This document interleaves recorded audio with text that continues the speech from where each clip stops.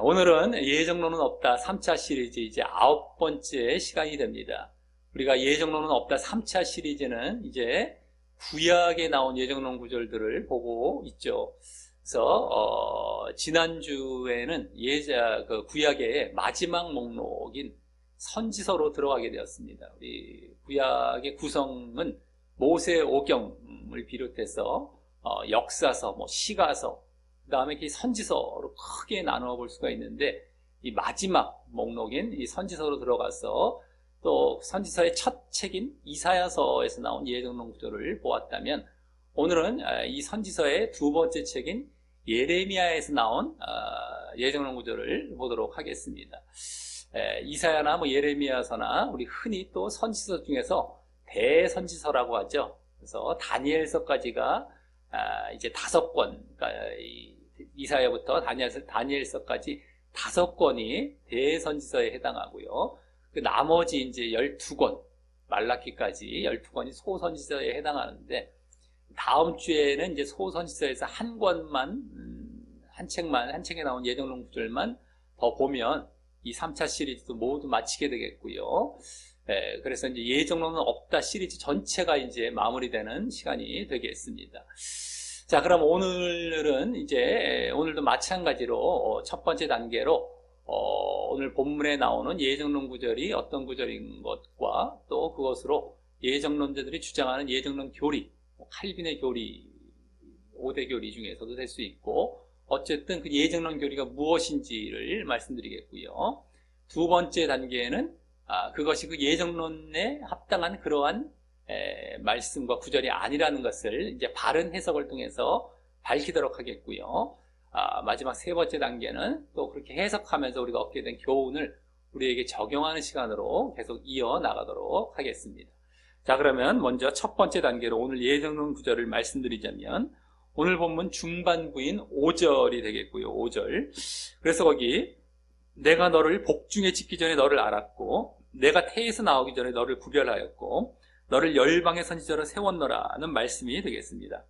이 말씀은 예정론에서 나름 많이 사용하는 편이기도 한데요. 이 구절로 예정론자들은 이중 예정 중 이제 선택의 예정을 말하며, 보통 요새 지금 다 이중 예정이 많이 나오고 있었죠. 우리 칼빈의 5대 교리보다도 이 구약에서는 그냥 예정론의 그냥 대표적인 교리라고 할 수 있는 이중 예정이 많이 나왔고, 그중에 선택이죠. 여기서도 선택과 유기가 있다면 선택이고요.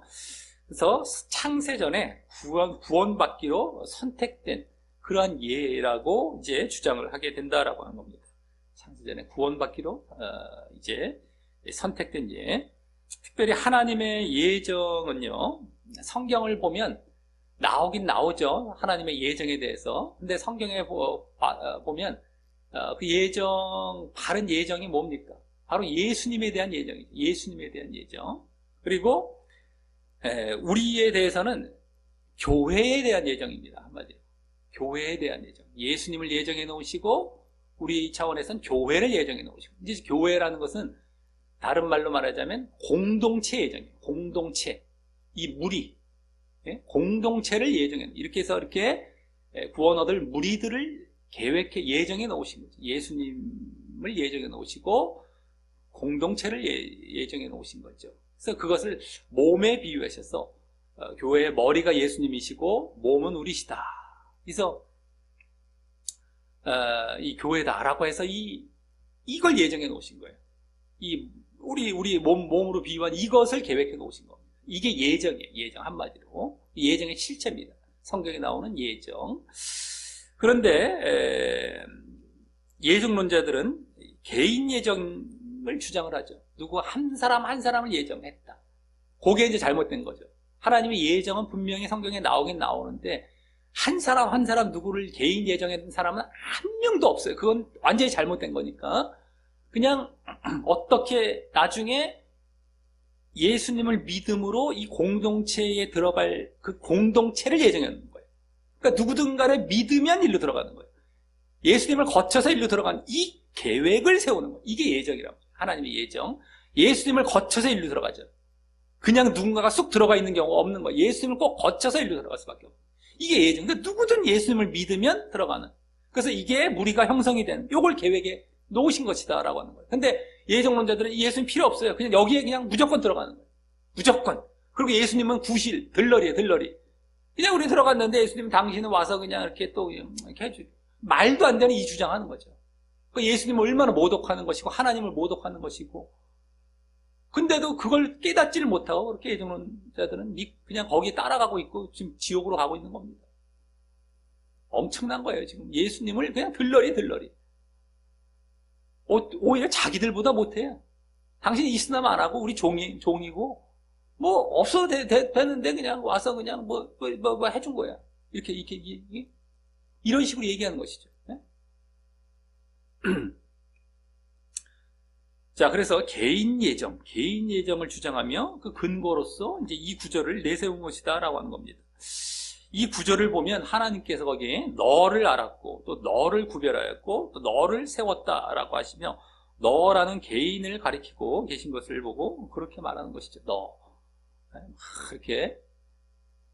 그래서 오늘도 이중 예정 교리나 또 칼빈의 5대 교리 중에서는 뭐 굳이 또 해당한다면 무조건적 선택 교리가 이제 해당이 되겠다라고 하는 것입니다. 거의 지금 구약의 말씀들은 거기에 해당이 되죠. 무조건적 선택 교리, 이중 예정의 선택이니까.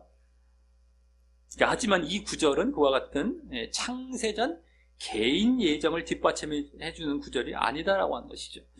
이 구절만 자세히 보아도 뭐 해석이 어려운 것은 아니지만요. 우리는 이제부터 이 두 번째 단계로 오늘 본문 전체를 바르게 해석하며 이 구절이 그와 같은 예정론의 창세전 개인 예정에 맞는 구절이 아니라는 것을 이제 밝히겠고 또 그에 따른 교훈도 얻도록 하겠습니다. 자, 오늘 본문은 예레미야 처음 이제 도입 부분이죠. 처음 시작하는 부분이죠. 그래서 그런지 예레미야 선지자가 하나님께로부터 선지자로 이제 부르심과 소명을 받는 장면이 나오는 본문입니다. 이 소명이라는 건 부르심이란 말이죠. 부르심을 한자어로 소명이라고 하는 거예요. 사명과 소명은 다르죠. 소명, 부르심을 받는다. 소명. 어쨌든 그렇게 부르심과 소명을 받는 장면이 이제 오늘 본문입니다. 그중 예레미야가 그중에 이제 1절부터 3절에서는 예레미야에 대한 소개와 함께 선지자로 활동했던 시기에 대해서 이제 소개를 합니다. 예레미야에 대한 소개, 선지자로 활동했던 시기가 이제 1절부터 3절에 나와요. 그럼 먼저 1절은 베냐민 땅 아나돗의 제사장 중 hil기야의 아들 예레미야라며 예레미야의 출신이 어디라는 겁니다. 아나돗이죠, 아나돗. 근데 또 신부는 그 아나돗의 제사장 중에 hil기야라는 사람의 아들이에요, 아들. 그러니까 예레미야도 제사장을 이어받았겠죠. 그러니까 제사장 가문이라는 걸 알 수 있는 겁니다. 아나돗이라는 곳에 베냐민 땅이 아나돗이라는 출신이고 이제 제사장 가문이구나. 그래서 이제 제사장이면서도 이 선지자 역할을 이제 부여해 주신 그런 격이 되는 겁니다. 예레미야는 제사장 가문의 아들을 선지자로서 이렇게 역할을 부여해 주신 것이죠. 또 선지자는 다른 말로 말하자면 예언자입니다. 예언자. 선지한다. 예언한다. 선지, 미리 안다. 선지, 알지. 예언한다. 미리 예자. 말한다. 뭐 이런, 어쨌든, 근데 예언자가 오히려 더 가까운 말이 될 수도 있는데, 예언자로서 결국엔 뭡니까? 하나님의 말씀을 미리 받아서 그대로 전달하는 사명을 받은 사람을 말하죠. 예언자.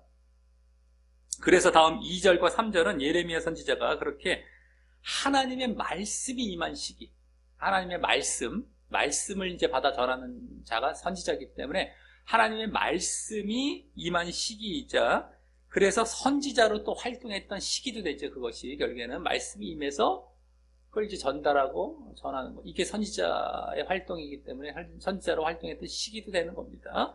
그 시기를 이제 말합니다. 지난주 보았던 이사야 선지자가 활동했던 시기 바로 다음 정도가 되겠는데요. 그것은 거기 요시야 왕 13년부터 그 요시야의 아들 여호야김 왕을 거쳐서 또 시드기야 왕, 둘 다 요시야의 아들입니다. 중간에 여호야긴이라는 왕이 있었죠. 여호야김 말고 여호야김의 아들, 요시야에 대해서는 손자가 되지만 다시 어쨌든 시드기야로 다시 아들로 바뀌어지죠. 마지막 왕은 요시야의 아들 때에 이 남유다, 남이스라엘, 남유다는 이제 끝나게 되는 거예요. 요시야의 아들 때. 요시야는 선한 왕이었지만 그 아들 때에서 끝나는 겁니다. 어쨌든 그래서 시드기야 왕 11년 말 때까지다라고 하는 겁니다. 이 기간은 요시야 왕은 나머지 여기 요시야 왕 13년부터 했다고 그러는데 그 나머지가 18년이 되고요. 나머지 왕으로 재임했던 시기가 18년, 그리고 여호야김과 시드기야는 각각 11년이 됩니다. 11년. 그러면 18년에다가 11 곱하기 2, 11이 2명이니까 22년이죠. 그럼 18에다 21 더하면 40년입니다. 40년. 그래서 모두 40년 동안 이제 예레미야는 선지자 활동을 했다라는 것입니다. 그리고 시작할 때의 시기는 요시야 왕이 종교개혁을 했던 직후라서, 요시야 왕은 종교개혁의 아주 가장 큰 특징이었던 왕이었죠. 선한 왕으로서 종교개혁을 했던 직후가 되는 겁니다. 아까 13년, 요시야 왕 13년이라고 했는데 요시야가 12년 때까지 개혁을 했기 때문에 13년은 바로 그 직후다라고 하는 것이죠.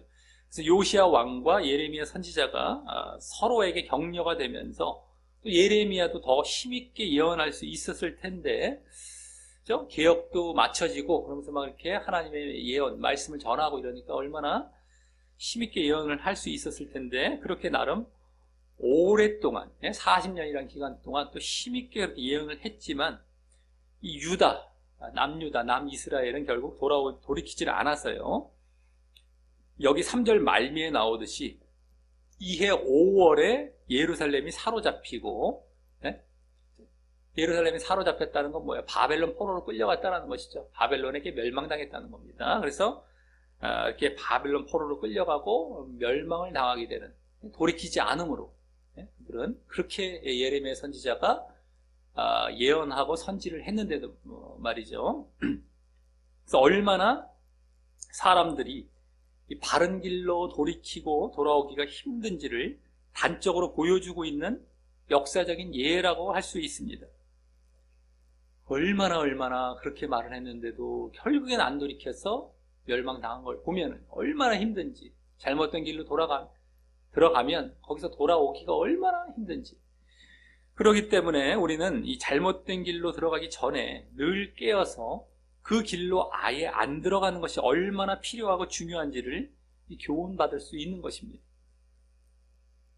그러기 위해서는 늘 말씀과 기도와 함께 또 자기 부인이 병행이 되어야 하는 것이고 말이죠. 늘 자기를 쳐서 복종시키고 늘 말씀과 기도를 하면서, 그래서 늘 잘못된 길로 가지 않아야 되는 것이다라고 하는 겁니다. 한번 들어가면 이제 돌아오기가 어마어마하게 어려워요. 역사적으로도 보이고 있고 지금 현실에서도 막 보여요. 얼마나 잘못된 단추를 한번 이렇게 시작을 했을 때 그걸 풀고서 다시 처음부터 해야 되는데 그게 얼마나 어려운지 몰라요. 할 수 없지는 않죠. 있죠. 근데 한번 잘못 단추를 끼기 시작하면 한 어긋 맞았다. 그거 안 풀어요, 사람들이. 고집해 나아갑니다. 그래서 결국에 멸망으로 가는 경우가 지금도 아주 부지기수롭고요. 거의 대부분 그래요, 대부분 지금. 얼마나 말을 안 듣고, 얼마나 안 돌이키는지. 근데 역사적으로도 이스라엘 사람들을 보면 그대로 보여주고 있어요, 이해를. 이제 너희들 멸망한다, 너희들 돌이켜라, 이제 너희들 돌이켜라라고 계속 얘기하는데 결국에 멸망으로 가요. 그러니까 우리가 잘못된 길로 아예 안 들어가기 위해서 늘 깨어있어요. 말씀과 기도를 하며 늘 자기 부인하면서. 그게 우리의 신앙생활인 거예요. 그게 신앙생활이지, 뭐 잘못된 길로 갔다가 나중에 회개하지, 그 사람은 멸망으로 거의 가는 겁니다. 되어지지가 않아요. 그런 사고 방식, 사상들이 다 예정론 때문에 이제 갖게 되는 거예요, 이게 다. 나는 구원 받았으니까, 나는 선택됐으니까, 나는 한 번 구원은 영원한 구원이니까 하면서 여유 부리다가 결국엔 글로 다 가고 다 멸망으로 가는 거예요. 글로 안 갈 수가 없어요. 또 예정론을 믿게 되면. 그러니까 사람들이 이렇게 보면 알아요. 예정론 나도 반대해요 라고 얘기를 하더라도 그 사람의 행동을 보면 보여요. 예정론을 받아들였던가 최소한 영향을 받고 있다는 것이 다 보여요. 그렇기 때문에 그 행동을 보이는 거거든요. 그러니까 예정론은 그만큼 얼마나 사람들에게 영향을 미치고 스며들어 있는지 알 수가 없습니다. 보통 문제가 아니에요. 어마어마하게 깊이 들어가 있어요. 깊이. 그걸 다 뽑아내고 정말 얼마나 이걸 청산을 해야 되는지 알 수가 없습니다. 근데 지금도 강단에서는 툭 하면 그냥 괜찮다, 그냥 평안하다, 이거 외치고 있는 거예요. 여러 모양으로. 모양만 바꿔놨죠. 요 모양, 저 모양인데 결론은 그거예요, 결론은. 걱정하지 말아라. 너희들 다 하나님의 자녀다. 다 구원받았다. 이거로 어떤 경로로든 얘기를 하고 있어요. 그게 다 예정론적인 얘기거든요, 그게. 그러니 사람들은 그냥 다 그걸로 가는 거예요, 다. 그리고 못 돌이켜요. 보통 문제가 아닙니다. 이게 없어져야 되거든요. 강단에서는 그걸 주장하면 안 돼. 너희들 잘하고 있었니? 한번 점검해 봐라. 너 이렇게 되면 이렇게 또 멸망으로 가는 거야. 너 근데 제대로 하고 있었어? 이걸 또 점검해야죠. 왜? 잘못될 가능성이 항상 많으니까. 그걸 점검시켜야죠. 잘했던 걸 칭찬하는 거는 나중에 하나님 나라에 가서 칭찬받으면 돼요. 이 땅에서 받을 필요가 없어요. 이 땅에서 왜 상을 받으려고 그래요? 왜 다 상을 받아 먹으려고 그래요? 받아 먹고 끝나려고 그럽니까? 받을 생각하지 마세요. 그런 것들은 내가 할 것만 하면 돼요. 그럼 나중에 하나님께서 다 내가 너를 안다. 착하고 충성된 종아. 내가 네 눈물을 알고 내 수고를 다 안다. 그때 만든 거예요. 그때. 여기서 무슨 칭찬받고 그건 내가 벌써 하나님의 사랑을 알기 때문에 깨어 있으려고 애를 쓰고 하는 것 뿐이지 그걸 갖고 여기서 다 권리를 취하고 이런 생각을 할 필요가 없죠. 여기서 왜 그걸 다 받아 먹으려고 그래요? 왜 김치국을 자꾸만 마십니까? 할 것만 잘하면 됐죠. 그러니까 거기에서 속지를 말란 말이에요. 거기도 속지를 격려해주고 위로해주고 그래야지 어쩌고. 그냥 그 자체가 늘 격려와 위로가 있어요. 하나님을 믿는다는 자체는 격려와 위로예요. 일단 자체가. 그 다음에 내가 할 걸 해야죠. 뭘 어디서 격려와 위로를 또 거기서 뭘 받아 먹으려고 애를 씁니까? 그 잘못된 길로 가겠다는 거죠. 그건요. 꼭 그런 논리로 사람들을 현혹시키거든요. 사람들이. 야, 이미 받았어. 이미 받았는데 뭘 또 격려와 위로를 주장하냐? 너가 할 걸 이제 하는 거야. 이게 중요한 거거든요. 근데 사람들은 그게 아니라 저 사람은 맨날 강팍하고 이상하게 맨날 이런 거 부정적인 것만 얘기하고 긍정적인 얘기 안 하고 이런 논리를 갖다 대는 거예요. 말도 안 되는 여기 맞지도 않는 거거든요. 사실은요. 사람들은 맞아 이런다고. 맞아는 당신들이 잘못되고 싶은 마음이 있으니까 맞으라는 얘기가 나와요. 진짜들은 안 그렇죠. 이상하다. 저거 아닌데. 딱 진짜들은 그렇게 나와요. 불안해. 그리고 저거 아니야. 진짜들은 그걸 알아요. 그걸 좋아하지 않습니다. 맞아 라는 말이 안 나와요. 오히려 진짜들은 야 저거 잘못됐다. 큰일 났네. 이렇게 나오죠. 근데 잘못된 사람들은 그것도 깨닫질 못해요. 그래 놓고 또 이 얘기를 하면은 야야 그 사람들은 다 부정적이니까 그런 사람들이야. 또 이렇게 가겠죠. 이제 여기까지 가면 끝난 거예요. 여기서 더 이상 할 말이 없습니다. 알았습니다. 당신들 그렇게 생각하시고 가십시오. 밖에 나올 수가 없어요. 그렇게 생각하고 가는 것뿐이 자기가 멸망으로 가라는 거예요.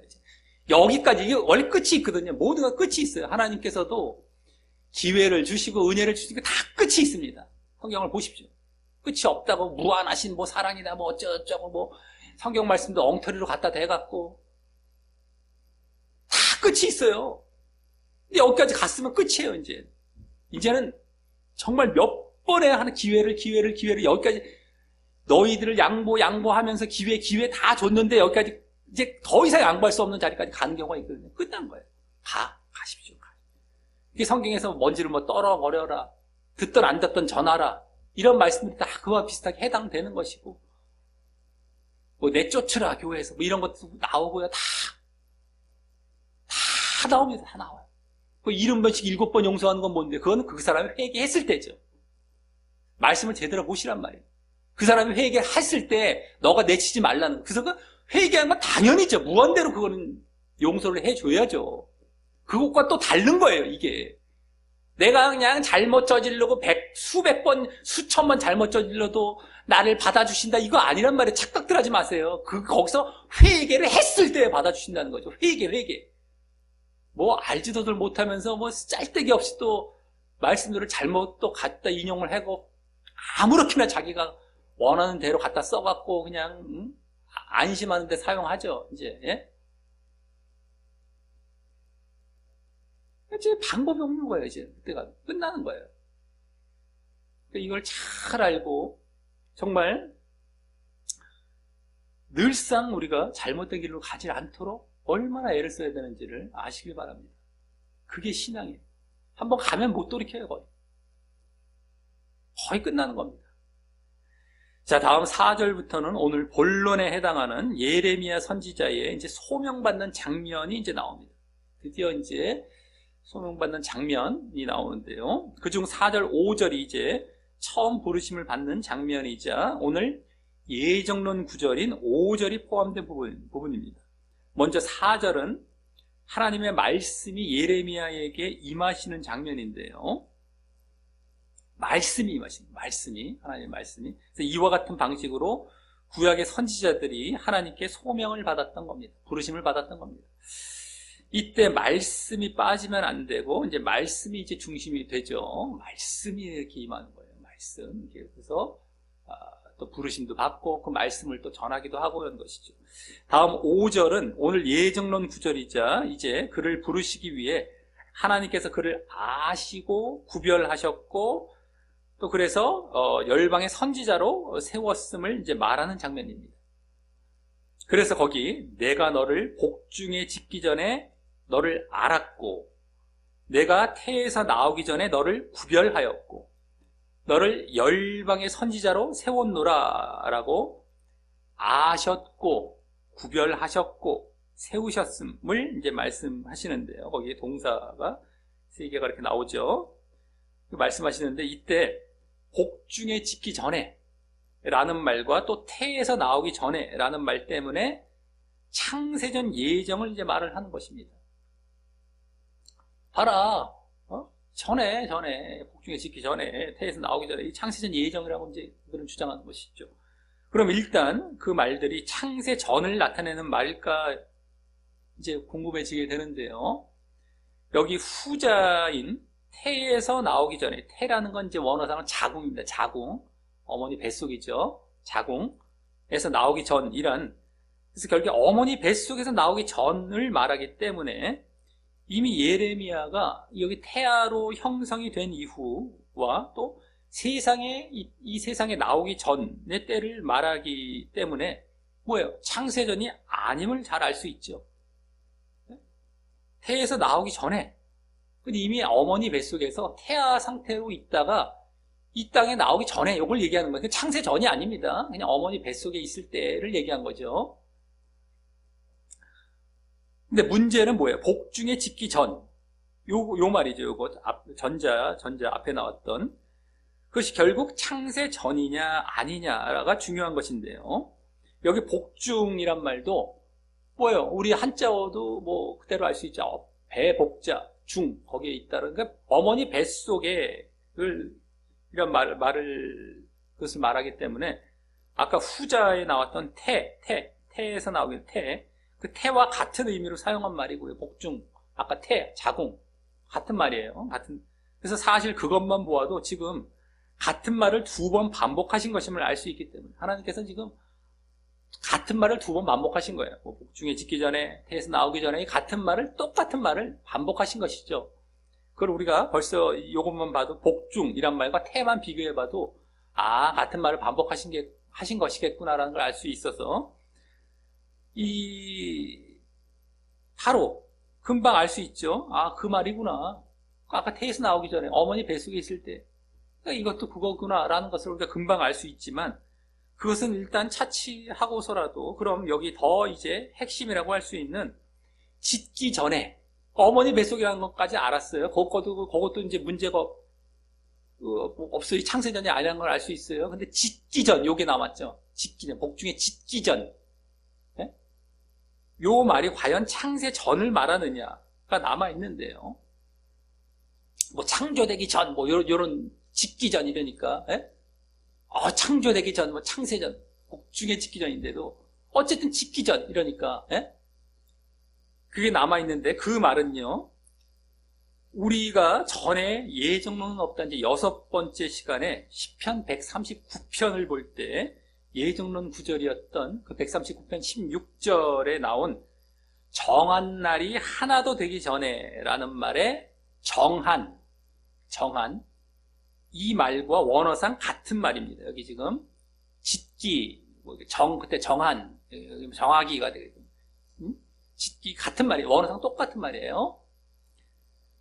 그래서 그때도 또 그것에 대한 의미도 말씀드렸었지만 한마디로 뭐냐면 결정된, 형성된 이거예요. 정한, 결정된 이거예요. 이게 결정이 돼갖고 형성이 완전히 된 이걸 얘기한 것이죠. 그래서 그때 그 말은요. 시편 139편 때처럼 예레미야가 어머니 뱃속에서 태아 상태로 있었지만 완전한 아기가 되기 전을 말하는 것임을 알 수 있죠. 그때도 그랬었죠. 다윗 그때랑 이때랑 좀 그 말씀이나 이 말씀이나 사실 비슷한 거예요. 지금 저 형태는 달라도 그 뱃속을 얘기한 건 똑같은 거예요. 그래서 어머니 뱃속에서 완전한 아기로 형성되기 전, 결정되기 전, 요걸 얘기해요. 짓기 전이라는 것이 무슨 창세전, 복중에라는 말이 나왔기 때문에 일단 창세전이 아니라는 걸 여기서 분명히 알 수 있는 데다가 아예 짓는다는 말 자체가 이게 완전히 아기로 형성되기 전을 말하는, 그러니까 태아 상태를 말하는 거죠. 태아 상태. 그래서 태아 상태로 있었지만 완전 아기가 되기 전을 말하는 것입니다. 그러기에 그 말은 창세 전을 말하는 것이 아니라 태아의 상태를 말하는 것이고요. 그때 하나님께서는 그의 형질과 예레미야의 그 형질과 기질을 모두 아시고, 여기 아시고 그를 아셨다는 것이 그거죠. 그의 기질을 아신 거예요. 형질을 아시고 기질을 아신 거예요. 그리고 그를 구별해 놓으시고, 그래서 그 다음에 선지자로 이렇게 세우려고 정하셨음을 이제 말을 하는 것이 이 말인 것입니다. 선지자로 정하셨다. 기질을 아시는 거예요. 기질을 아시고, 얘 이렇게 해서 얘를 선지자로 세우면 되겠구나. 또 제사장 가문이기도 하고 여러 가지, 네? 기질을 봤을 때 이게 적당하거든요. 그러니까 이제 그 정하신 거예요. 뱃속에서 그 기질을 아시고, 창세 전이 아니라 이미 태아가 형성이 돼갖고, 네? 기질을 보시고 정하신 거예요. 제사장의 아들들도 여러 있었을 거 아니겠습니까? 이 예레미야는 뭔가 기질을 봤을 때 적당하다고 생각하신 것이죠. 그러니까 아시고 구별하시고 선지자로 정해 놓으신 거예요. 그래서 그 예레미야에 대한 예지라고 할 수 있죠. 예지. 미리 아신 거예요. 예지라고 할 수 있는데 그의 삶 전체에 대한 예지도 아니고요. 그의 삶 전체에 대한 예지도 아니고 그 기질에 대한 예지이고요. 또 그에 따른 예정인 것이죠. 근데 그 예정이 구원에 대한 예정이 아닌 바로 사역자로서의 예정인 것이다 라고 하는 겁니다. 그 예지란 말과 예정이란 말을 여기 쓸 수 있는데 그 예지가 우리가 구원론에서 말을 하는 예지와 예정과는 다른 거예요. 그 기질에 대한 또 예지인데다가 굳이 그 말까지 갖고 와서 쓴다 할지라도 예정이라는 것도 구원에 대한 예정이 아니라, 그 선택된 예정이 아니라 그의 그를 사역자로 세우기 위한 예정인 것이다라고 하는 거예요. 그래서 성경에 보면 사역 예정 내지 사명 예정이라고 할 수 있는 것이 몇몇 곳에 나오고 있습니다. 열왕기상 13장 같은 경우는 요시야 왕, 아까 나왔던 요시야 왕이죠. 그에 대한 그 왕으로서의 예정이 되겠죠. 뭐, 그 다음에 이사야 44장. 지난 본문이죠. 지난 본문은 45장 그 앞에 부분이었지만 44장 맨 마지막 부분부터 고레스 왕이 나왔잖아요. 고레스 왕. 그것도 지난 본문을 보면 나오잖아요. 고레스 내가 너를 이렇게 세워, 뭐 이렇게 나왔지 않습니까? 그것도 이제 미리 그러한 역할을 할 수 있도록 미리 아시고 사역 예정해 놓으신 것이죠. 그리고 사도행전 9장에 보면 바울 사도. 네? 바울도 이제 핍박자였지만은 그 기질을 아시는 거예요. 얼마나 모세랑 바울이 좀 비슷한 점이 많은 것 같아요. 얼마나 열심이고 한 번 거기 꽂히면은 절대 타협하는 게 없어요. 사도행전 같은 데 보십시오. 사도행전. 네? 남들은 죽는다고 하는데 예루살렘 가겠대. 자기 가겠대. 이런 것까지 다 보셨을 거겠구나. 야, 너 가면은 이제 너 죽음이 기다린다. 너 거기 가면 큰일 난다. 라고 하는데도 아니다. 하나님께서 나에게 맡겨주신 그 사명을 난 감당하기 위해서 난 가겠다. 하나님의 나름대로 선지자들이 알려주는데도 그것까지 다 마다하고 가겠다. 이런 기질. 그리고 그냥 다메섹에 잡아 죽이려고 하는 이러한 열심들, 뭐부터 해서요. 에? 그것이 바뀌어서 선한 일에 사용되면 참 좋겠다 싶으신 거였던 거겠죠. 모세도 마찬가지죠. 돌로 쳐서 죽였던 이거를 갖고 어떤 데 보면은 그걸 뭐 아주 안 좋은 쪽으로만 막 얘기하는 경우도 있더라고요. 근데 그 기질을 보셨을 때는 그 자기 동족에 대한 사랑뿐만 아니라 그 불합리한 걸 참지를 못하는 거예요. 바울도 마찬가지고요. 이런 걸 보시는 거예요. 막 속이질 않아. 막 그냥 그대로야. 정직하고 뭐가 있으면 막 불의를 못 참고 막 사람들 가만히 보면 얼마나 그걸 갖다가 포장하고 속이고 이게 보이거든요. 이렇게 보면 살다 보면. 근데 그런 게 없어. 아주 그냥 몸이 건조해 보일 수 있지만 그냥 그거야. 그냥 그대로 정직하고 어린아이 같고 그냥 그 기질을 보시는 거죠. 아마도 그 기질을 보셨을 거예요. 바울 같은 경우. 그를 나중에 핍박자에서 완전히 돌이켜서 하나님의 사역에 있어서는 또 그냥 불같이 이 기질을 완전히 바꾸셨잖아요. 기질을 아시고 완전히 방향을 바꾸셨잖아요. 그래서 이렇게 몇몇 곳에 나오는데요. 대표적인 경우였고 지금 말씀드린 것이. 그래서 그로 인해서 이렇게 부르심 받는 것. 이것을 이제 소명이라고 이제 하는 것이죠. 소명, 부르심 받는 것. 부를 소자, 이름 명자일 거예요. 아마 이제 한자어로 누구를 부른다 이거죠. 한마디로. 소명, 사명은 이제 사명을 얘기하는 거죠. 어떤 일의 내용을 얘기하는 거. 소명은 부르심을 말하는 겁니다. 어쨌든 이거 소명이죠.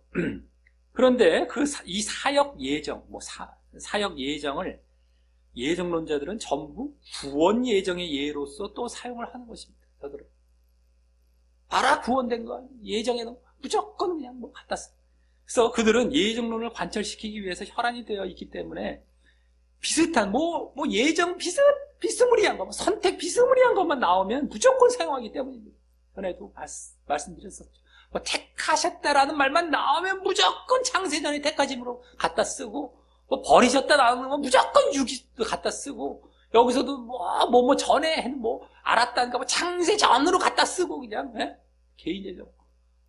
그들은 없는 걸 만들어냈어요. 그러니까 혈안이 돼서 비스무리한 거 있으면 무조건 갖다 쓰는 거예요. 그리고 그냥 그것만 딱 잘라서 절대 앞뒤는 얘기 절대 안 하죠. 그래서 탁 사람들에게 제시하고 신학 교리에다 거기다 딱 구절을 갖다가 딱 던져놔요. 그럼 사람들은 진짜 이런 말씀도 있네 이러면서 믿어버려요. 그 말씀이 아닌. 그래서 우리가 해석하는 거 하는 거 아니겠습니까? 그 말씀이 아니라는 거. 네? 이 성경이 이제 장절로 나눠져 있잖아요. 무슨 예레미야서 몇 장 몇 절. 그게 그렇듯해 보입니다. 어디 따닥따닥 던져놓으면 되게 어떤 신령해 보이고 그렇듯해 보여요. 우리 왜 예전에 수목화 같은 경우나 사람들 글씨 우리 먹으로 쓴 글씨 딱 쓰고 도장 하나 딱 찍잖아요. 그 뭐라고 합니까? 빨간 도장 어쨌든 그거 딱 찍잖아요. 그럼 뭔가 그렇듯하게 살아나잖아요. 어떤 그런 느낌으로 이 몇 장 몇 잘, 뭐, 에베소서 뭐 1장 쫙쫙 써 있으면은 뭐 그런 도장 같은 역할로 어떤 뭐 인증해주는 느낌을 딱 받아요, 사람들이. 영어면, 영어나 뭐 우리나라 말이나 어떤 말이나. 그럼 되게 그런 거 딱 던져놓으면, 몇 장 몇 장 딱 던져놓으면 되게 신빙성이 있는 줄로 착각을 합니다. 그냥 말씀을 우리가 잘 보기 위해서, 어디에 있다는 걸 잘 찾기 위해서, 또 잘 우리가 기억하기 위해서 그 장절을 구분해 놓은 것 뿐이거든요. 우리는 그 앞뒤의 문맥들을 잘 보면서 이게 정말 무슨 의미인지를 알고 제대로 알고 우리가 그거를 정말 적용하던가 해야 될 건데, 그건 없이 이런 어떤 그 분위기를 싹 또 이제 예정론자들은 또 그것마저도 이용하는 것입니다. 네? 그래서 아주 뭐 그냥 그렇게 딱 던져만 놓으면, 이단들도 그런 거 사용 많이 하는 것이고, 뭐 누구든 간에 주제식 설교도 마찬가지일 거고, 자기의 어떤 뭐를 관철시키기 위해서 뭐 자기 신학이나 뭐 따닥따닥딱 저걸 딱 던져놓고, 그러면 그런 줄 알아요. 우와, 막 대단해 보여. 짱짱 앱 해갖고 딱 섞여 있으면은 바로 치고 딱 적혀 있으면 와, 막 이렇게 보는 거예요. 야, 뭔가 신령해 보여요. 제발 그런 분위기에도 넘어가지 마십시오. 말씀은 그 의미를 제대로 알라고 주신 것이지 장절로 뭐 이렇게 나눠진 게 중요한 게 아닙니다. 그 분위기에도 넘어가지 마십시오. 행여라도. 네? 자, 그럼 예레미야는 그래서 어쨌든 이렇게 절대 이 구원 예정, 뭐 선택 예정이 아니라 사역 예정이었다는 것을 잘 아시길 바라겠고요. 자, 그럼 예레미야는 그냥 선지자도 아닌, 여기 마지막 부분에 열방의 선지자로 세우시고 부르셨다라고 하셨어요. 5절 마지막 부분에 나오죠. 열방의 선지자. 이제 이스라엘뿐만 아니라 이방인들과 관련하여서도 하나님의 말씀을 예언하도록 하셨음을 이제 보게 되는 것이다라고 합니다. 열방의 선지자, 열방의 이스라엘에 관련된 것뿐만 아니라 이방 나라도 다 예언하는 선지자였다. 자, 하지만 다음 6절부터는 예레미야가 그 소명과 사명에 대해서 거절하려는 모습과 함께 하나님께서 또 설득하시는 이러한 장면으로 이제 마지막 부분까지 채워지게 된다라고 합니다. 거절을 하죠. 예레미야는 거절하려고 하고 하나님께서 설득하시려고. 이게 이제 오늘 본문 마지막 부분까지 이제 나옵니다. 먼저 6절은 예레미야의 거절이 나옵니다. 거기 내가 가로되 슬프도소이다. 주 여호와여 보소서. 나는 아이라 말할 줄을 알지 못하나이다. 라고 자신을 경험이 부족한 어린 사람과 같다라고 하면서 나는 어린아이 같아요. 나는 이런 거 못해요. 이런 거죠. 특별히 그러면서 뭐라고 합니까? 특별히 말할 줄 모른다. 여기 이야기할 줄 모른다. 뭐 대변할 줄 모른다. 이런 거예요. 말할 줄 모른다는 것은 하나님의 말씀을 대변할 줄 모르고 이런 것까지 다 포함이 된 거죠. 내가 말을 못하는 것도 있겠지만 그렇게 난 못한 말을 이렇게 대변을 잘 못합니다. 뭐 이런 거죠. 다 포함이 된 거고. 그래서 결국 말씀과 이렇게 관련하여 부족함을 말합니다. 그것은 선지자의 역할이 주로 이 말씀과 관련이 되기 때문인 것이죠. 아까도 말씀드렸지만 말씀. 자, 그랬더니 이제 7절부터 계속 하나님께서 말씀하시며 그의 소명에 대한 확신을 주시며 또한 사명의 내용을 이제 또 설명하시는 것으로 오늘 본문이 마무리가 된다라고 하는 것이죠. 먼저 7절부터 9절은 하나님께서 이 소명에 대한 확신을 주시는 장면입니다. 부르심에 대한 확신. 그래서 7절은 먼저 너는 아이라 하지 말고, 자기가 아까 아이라고 했기 때문에 아이라 하지 말고, 내가 너를 누구에게 보내든지 너는 가며 또 내가 네게 무엇을 명하든지 너는 말할지니라 라고 말씀하시며, 자신을 아이라고 생각할 필요가 없는 것은 뭐라고? 너는 내가 보내는 대로 가고 내가 명하는 대로 말하면 되기 때문이라고 하십니다. 보내는 대로 가고 명하는 대로 말하라. 두 가지를 말했죠. 그래서 하나님의 부르심과 소명에 필요한 것은 뭐예요? 바로 순종인 것입니다. 하나님의 부르심을 받았다. 거기에 필요한 것은 내가 말을 잘해야 되는데가 아니라 그냥 순종이다. 이게 중요한 거예요. 말 잘하는 게 아니라 그냥 순종. 하라는 대로 하면 되는. 내가 가라는 대로 가고, 가라는 곳으로 가고, 말하는 것을 말하라. 명하는 것을 말하라. 두 가지. 가고, 말하라. 이거지. 그래서 하라는 대로 하기만 하면 되는 그 모습. 이게 이제 부르심을 받을 때 우리의 필요한 자세다라고 합니다. 내가 이게 이것도 하고 여러 가지 막 이러한 것이 아니라 순종. 이러한 여러 가지 무슨 내가 뭐 재능의 어떤 뭐 달란트 재능 쪽에 초점을 두는 것이 아니라 순종하는 모습. 그거죠. 네? 그러니까 이제 예레미야가 순종이 특출날 사람이라는 걸 아마 하나님께서 보셨을 겁니다. 그걸 아셨을 거예요. 지금은 이제 처음이니까 거절하지만 앞으로 이제 계속해 나아갈 것을 봤을 때 순종을 잘 해야. 그러니까 바울도 그렇게 되는 것이고, 바울도 모세도 그렇게 되는 것이고, 그런 기질들.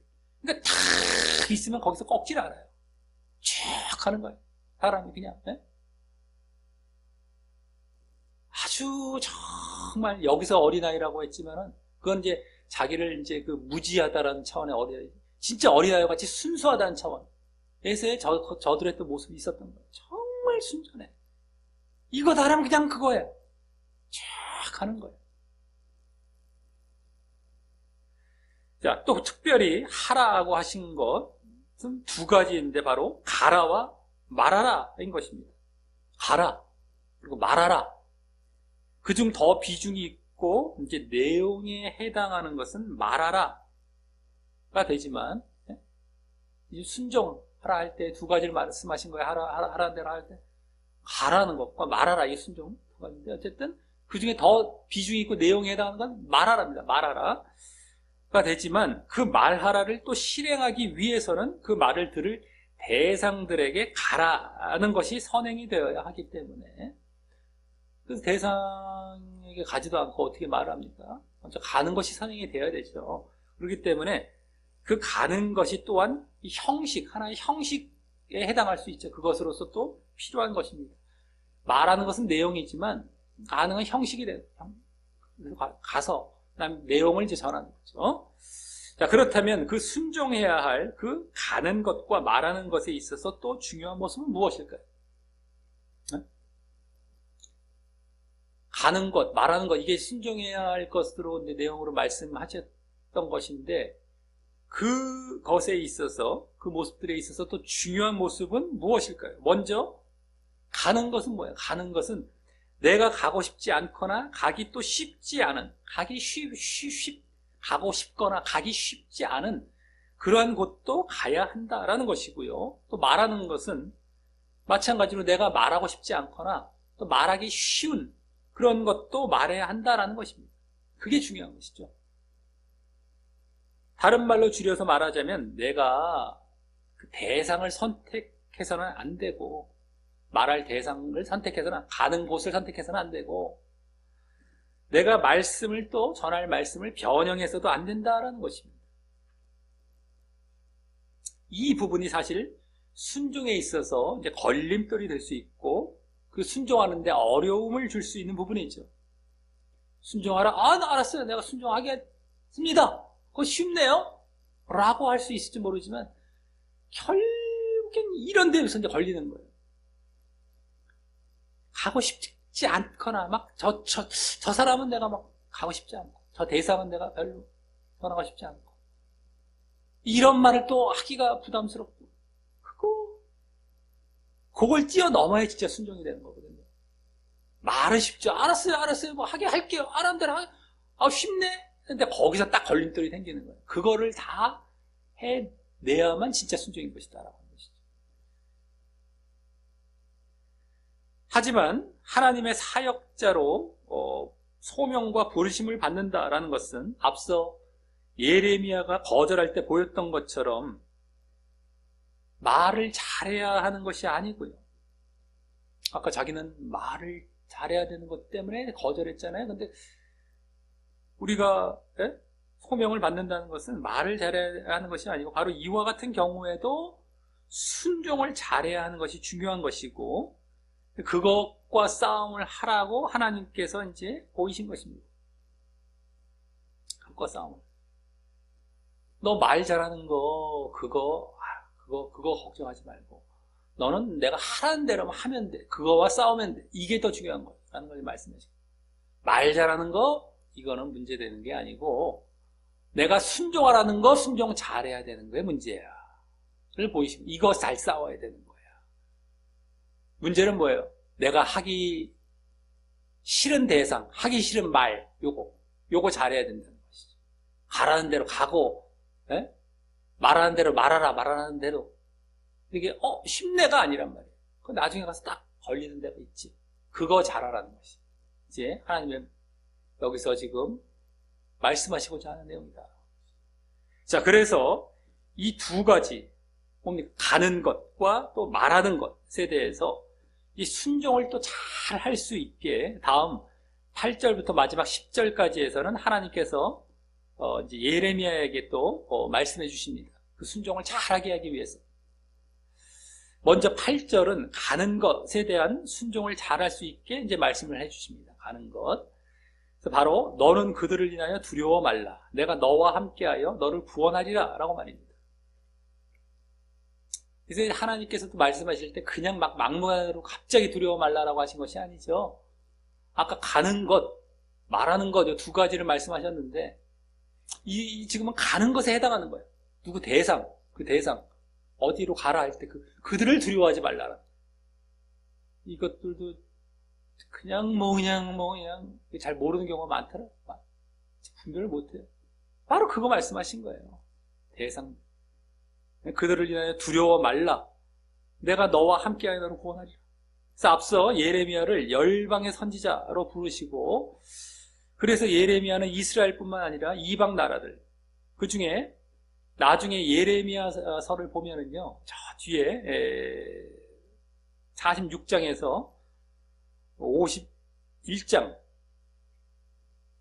이제 나오는데, 그 이방 나라들 중에 또 유다 주변 10개국이죠. 그게 이제 그 당시에 이스라엘 중심으로는 전 세계가 되는 겁니다.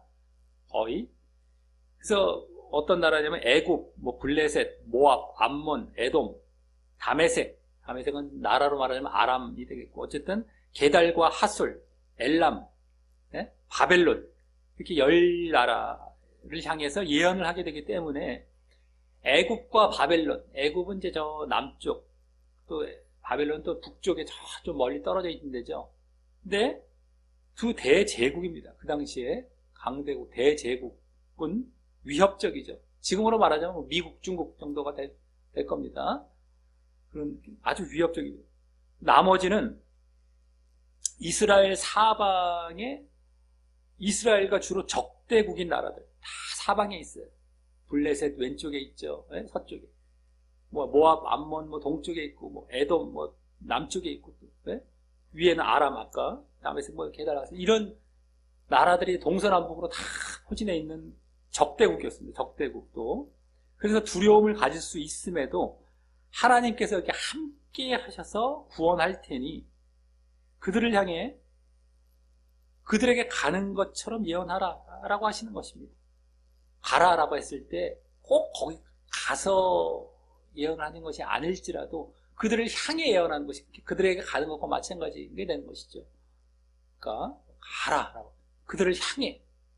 그게 이제 그들을 향해 예언해서 기록해서 그것이 전해지던가 그럼 그걸로 간과하게 되는 거예요. 지금 같은 경우는 어떻게 됩니까? 우리도 인터넷이 발달이 되고 이제 방송이 발달이 돼서 직접 거기는 안 가더라도 이렇게 방송을 통해서라도 나중에 그럼 가게 되는 거예요. 그게 이제 우리의 전도를 하는데 참 중요한 도구가 되게 되었죠. 그래서 책이나 문서를 통하여서도 그렇게 갈 수 있는 것이고 방송을 통해서도 갈 수 있는 것이고 직접 갈 수 있는 것이고 필요에 따라서 다. 근데 어쨌든 그게 되는 거예요. 그 대상들에게. 그래서 가는 것처럼 예언하라 라고 하시는 거예요. 지금 말하자면 미국, 중국을 향해서 막 큰 소리 치는 거 이게 쉽지 않잖아요. 지금 정치인들도 얼마나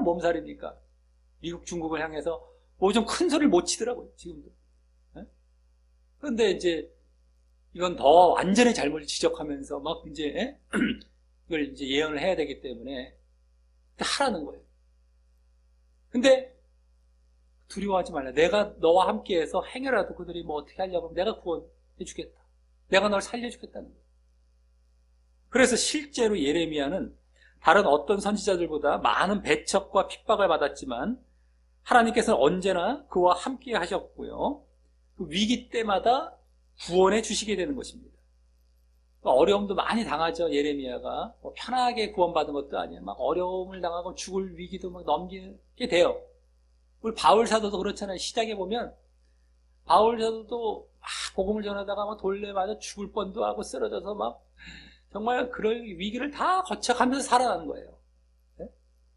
그래서 하나님께서 구원해 주신다고 했을 때 그게 편안하게 구원해 주시는 것뿐만 아니라 결국은 거기서 살아나게 하시고 위기도 만나지만 또 거기서 피하게 하시고 하면서 살려주신다는 것이죠. 그래서 구원해 주시고 함께 하신다고 했을 때에 우리가 거기까지 생각해 볼 줄 알아야 돼요. 아, 내가 편안하게 구원받는구나가 아니라 내가 어려움을 당하면서 어려움도 어려움대로 당해야 되는 거죠. 그러면서도 구원받는 것까지 생각하면 우리는 나아가야 된다라고 하는 거예요. 자, 그리고 여기서 볼 수 있는 것은 우리가 사역해야 할 대상을 위협적이고 꺼려진다라고 할지라도 두려워하지 말아야 한다라는 것이고요. 아주 위협적이고 막 내가 꺼려져요. 이들은 내 원수 같고 정말 싫어요. 아까 적대국들. 또 저 사람한테는 잘못 말했다가 내가 큰일 당할 것 같아. 근데 그래도 우리는 두려워하지 말아야 한다는 거예요. 그 이유는 어려움이 오더라도 하나님께서 함께 해주셔서 결국 구원해 주시기 때문이라는 것입니다. 물론 어려움도 겪어가면서 이제 구원을 해 주시는 것이지만 그래도 어쨌든 이렇게 피하게 하신다라고 하는 것이죠. 그러니 내가 선택하려고 하지 말고 그 대상을 내가 선택하려고 하지 말고 또 두려움을 갖고 걱정하지 말고요. 그 대상에 대해서 담대히 순종하며 그 사역을 해야 된다라고 하는 것입니다. 담대한 마음을 갖고 그냥 순종해 나아가는 거예요. 담대한 마음을 갖고 우리가 두려워하지 말고 담대해야죠. 대상을 선택하지 말고 누구에게나 필요한 자들에게.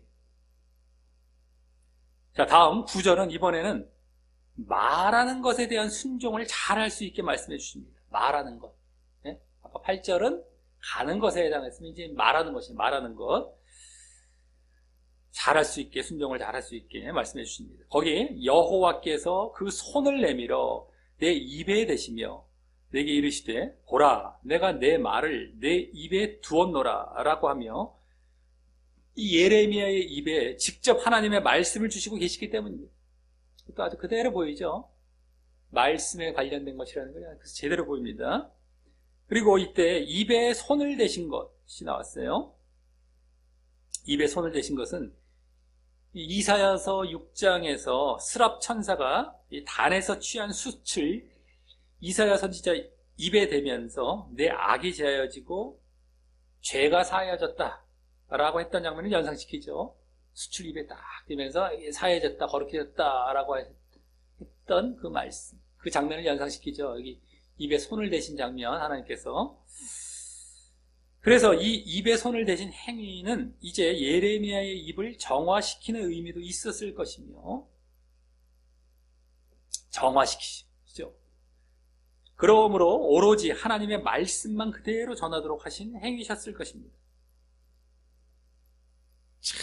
그 부정한 그런 말들 그런 건 다 제어지고 이젠 하나님의 말씀만 아주 그대로 전하라 라고 하는 행위셨을 것이다 라고 하는 겁니다. 우리가 그리스도의 피로 죄의 사함을 받고 죄 씻음을 받았다라고 했을 때 앞으로 어떻게 살아가야 된다? 거룩함을 받았다 하면 이제 거룩을 계속 유지해 가야 되는 것. 그것과 비슷한 거죠. 이제 정결함을 내 입술로 받았다가 하나님의 말씀으로만 채워져요. 그러면서 그것만 전하라는 의미죠.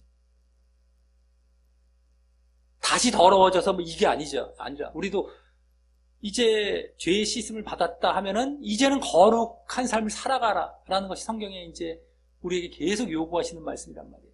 근데 이것을 또 꽈갖고 어떻게 죄를 안 짓냐는 둥, 다 죄 질 수밖에 없는다는 둥, 그러니까 죄 씻어 주셨다는 둥, 죄 씻음 받고 또 죄 지으면 또 죄 씻, 이쪽으로 이제 잘못 얘기해갖고 사람을 지금 멸망의 길로 인도하고 있는 것이 부지기수다라고요. 우리는 못해 이러면서, 우리는 못하기는 당신이 잘못된 자리에서 못하게 만들었기 때문에 못하는 거죠.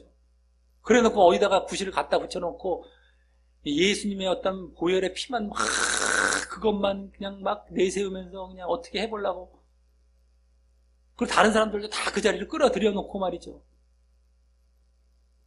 죄 씻음을 받았니? 의로워졌니? 이제 그럼 의로운 삶을 살아, 거룩한 삶을 살아가라. 계속 그렇게 말씀이 나와요. 계속. 근데 그걸 다 꽈놨어. 안 된대. 이 멸망받으려고 작정을 했어요. 이렇게 가르치는 사람들은 정말 어마어마하게 지금 나중에 이제 형벌 받고 멸망 가운데서 정말 더 괴로움 당할 겁니다. 근데 듣는 사람들은 되게 은혜로 그걸 받아들인단 말이에요. 눈물까지 흘리면서 그거 받아들일 거예요, 아마. 그리고 얼마나 사랑이 넘친다 막 이러면서 난리가 나겠죠. 그게 얼마나 악한 말이고 얼마나 사람 죽이는 말인지 알지도 못하고 말이죠. 거룩하라 이제. 그럼 내가 죄를 보면 피하고 앉으려고 하고 안 찍고 끊어버리고 싸우고 늘 거룩을 향해 나아가는 거죠. 근데 어디서 그냥 죄 씻음을 받았다는 사람이 죄 있는데 그냥 죄에 그냥 넘어가고 내가 그냥 져버리고 내가 그냥 묻어버리고 그냥 이 말이 됩니까? 그러면서 안 된대. 안 되긴 뭘 안 돼? 네가 가놓고서.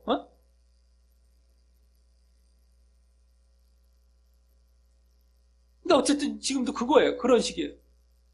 정결함을 받고 이제 하나님의 말씀만 전하는, 하나님의 말씀을 이제 내가 내 입에 또 줬다. 그것만 전하라는 것이죠. 이게 중요한 거예요. 다른 거, 사족을 전하고 잘못된 거 전하고 틀어진 거 전하고 혼합된 거 이상한 거 전하지 말고. 그러니 지금 예레미야는 말하는 것에 대한 순종을 잘 하게 되면서도 그 전하는 말씀이 변형되거나 혼합되거나 타협되지 않은, 살짝 틀어지던가 약간 혼합되는 거, 이거 위험합니다. 살짝 틀어져요. 살짝 혼합시켜요. 살짝 타협시켜요. 요걸 분별을 못해요, 요새는. 요렇게 접근하죠. 예전엔 많이 틀어져 있었어요. 많이 혼합이 돼 있었어요. 그러니까 근데 지금 사람들이 이제 말씀도 보고 분별하는 것들이 좀 더 예전보다 나아질 수 있는 상황이 되다 보니까 약간씩 틀어놓고 약간씩 혼합시켜놔요. 근데 그거는 잘 몰라요, 사람들이. 그러면서 사람들은 그 틀어놓은 약간과 혼합된 약간을 붙들게 되거든요. 글로 다 들어가요. 그게 블랙홀처럼 다 빨아들입니다. 아무리 바른 걸 말한 것 같아도 요만큼 구멍을 내면 글로 싹 사람들이 들어간다니까. 그걸 마음에 딱 심겨놔요. 절대 요만큼을 빼버려야 된단 말이에요. 잘라버리고 이런 게 조금 틀어지는 게 절대 없어야 된단 말이에요. 하나님의 말씀만 전해야 되는 거예요. 사람들은 사람의 속성을 모르겠습니까? 그 구멍으로 들어가, 그 약간 틀어놓은 걸로. 약간도 아닌 경우가 부지기수고 지금, 약간이라고 할지라도 글로 다 들어가. 그러니까 약간도 없어야 돼. 순전해야 돼. 말씀이. 왜 약간 틀어놓습니까? 약간 그 예정론 비슷한 걸 말해놔. 그럼 원래 다 들어간다니까, 사람들은요. 그거 붙들고 그것만 마음에 꽉 차게 돼요. 약간인데. 그 사람은 약간을 전한 것 같았지만 그 사람도 알 거예요. 자기가 그게 어마어마한 비중으로 있다는 걸. 그것도 안 전하면 사람은 도망가니까 그걸 약간 전해놓고 붙든 거예요. 그거 다 알고 하는 짓들이거든요. 사람들은 또 그거 아니나 다를까 마음에 꽉 채워놓고 말이죠. 서로 눈에 안 보이는 서로 이게 합의가 된 거예요, 그게. 어처구니가 없죠. 그러지 말아야 된단 말이에요. 아까 미움을 당하던 두려워하지만 너 가서 거기서 이제 두려움을 당할 벌써 상황이에요, 내가. 그러니까 두려워하지 말라는 거예요. 하나님께서 뭐 두려움이 없으니까 두려워하지 말라, 없어서 없는데도 두려워하지 말라고 하신 것이 아니라 두려움 당할 상황이 된다는 걸 아세요, 벌써. 그래도 너 가라는, 이대로 하라는 거예요. 이대로 가라. 이대로 하라.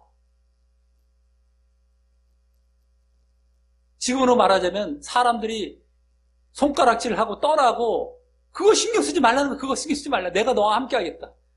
너를 구원해 주겠다. 그거 너라도 사는 거예요. 너라도. 사역자라도 사는 거예요. 근데 그걸 타협해놓고 변질시켜 놓으면은 너마저 죽는 거예요. 저 사람들 말 안 듣는 거, 도망가는 거, 그건 자기가 멸망으로 향해 갔단 말이에요. 너도 죽는 거예요.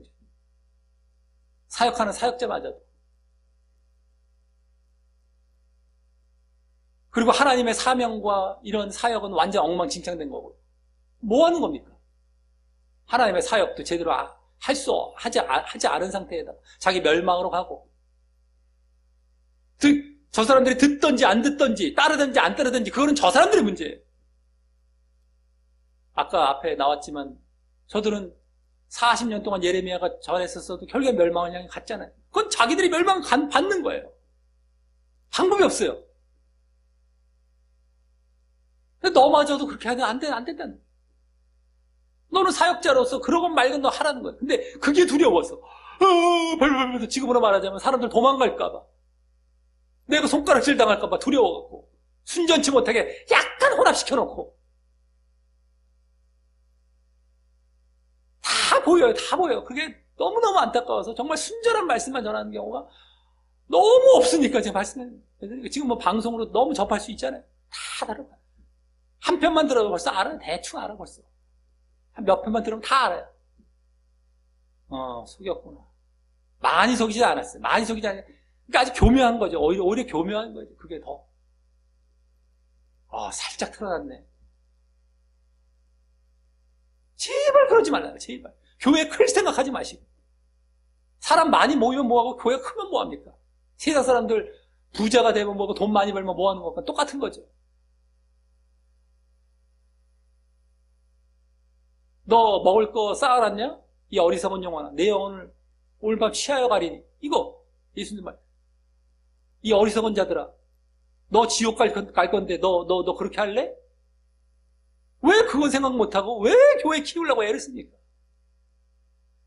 타협해갖고 너도 죽고 너가 바른 사역을 했을 때 행여나 살아날 수 있는 그 몇몇 사람들도 죽이고 너 어떻게 하려고 그러니?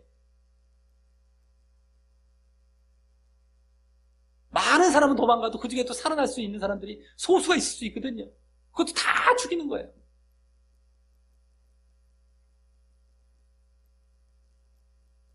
보통 답답한 게 아닙니다. 근데 사람들은 그 약간의 틈이 없으면 못 가, 거기 안 따라가요. 그 교회 안 가고 그 사람 안 쫓아갑니다. 그 사역자를. 그러니까 다 똑같은 거예요. 다 똑같은 거예요. 보통 문제가 아닙니다. 자, 우리가 사역할 때도 아주 그래야 되는 것이다 라고 하는 것이죠. 우리가 똑같이. 자, 다음 10절은 이제 다시 마지막 절 10절은 가는 것과 말하는 것에 대해서 모두 종합해서 말씀하십니다. 이게 지금 가는 것, 말하는 것, 이걸로 못 보면 이것도 막 중구난방식으로 뭐 이것도 말씀하시고 저것도 말씀하신 줄 잘 못 보긴지 잘못 보게 되거든요. 막 그냥 막 이게 다 그거예요. 가는 것과 말하는 것에 대해서 이제 종합하여 또 다시 말씀하실 때 좀 더 이제 구체적으로 이제 말씀하셔서 가는 것에 대해서는 이제 어디로 갈 것인지에 대해서, 또 말하는 것에 대해서는 이제 그 내용, 무엇을 말할지 그 내용에 대해서까지 이제 말씀해 주시는 것으로 이제 마무리됩니다. 자, 그래서 먼저 거기 보라, 내가 오늘날 너를 열방 만국 위에 세우고 라는 말씀은 이제 예레미야 선지자가 갈 곳, 전할 대상, 갈 곳 내지 예언할 그 나라가 앞서 열방과 이방 나라가 되고요. 이제 이스라엘 다 포함이죠. 다 되는 걸 이제 여기서 그대로 더 구체적으로 말씀해 주신 겁니다. 다음, 너를 뽑으며 파괴하며 파멸하며 넘어뜨리며 건설하며 심게 하였느니라. 그런 말씀은 너가 이렇게 뽑고 막 이렇게 파괴하고 파멸하며 넘어뜨리며 건설하며 심게 하였느니라. 이 말씀은 말할 내용이 되죠. 무엇을 말할지 말할 내용이 되는데, 이 6가지 동사 중에 앞에 4가지는 심판과 멸망에 관한 말씀입니다. 뽑고 파괴하고 파멸하고 넘어뜨린다는 것, 멸망, 심판과 멸망에 관한 말씀이고, 뒤에 2가지 건설하면 심게, 이거는 회복과 구원에 관한 말씀이 됩니다. 멸망이 좀 더 크죠. 4대2, 2대1. 어쨌든 간에 멸망 부분이 좀 더 커요. 6가지 중에서 멸망 부분이 2대1로 큽니다. 자, 이는 나중에 이스라엘뿐만 아니라 이방 나라들에게도 이 심판의 예언 이후에, 심판의 예언을 이제 예레미야서를 보면은 쭉 심판을 예언을 하시고 나서, 예언을 하고 난 다음에 회개함으로 남은 자가 된 자의 회복을 또 예언합니다. 그러니까 심판 이후에 회복도 예언해요. 이스라엘뿐만 아니라 이방 나라 마찬가지입니다. 근데 회복은 누구에게 그 회복이 올 것인지, 바로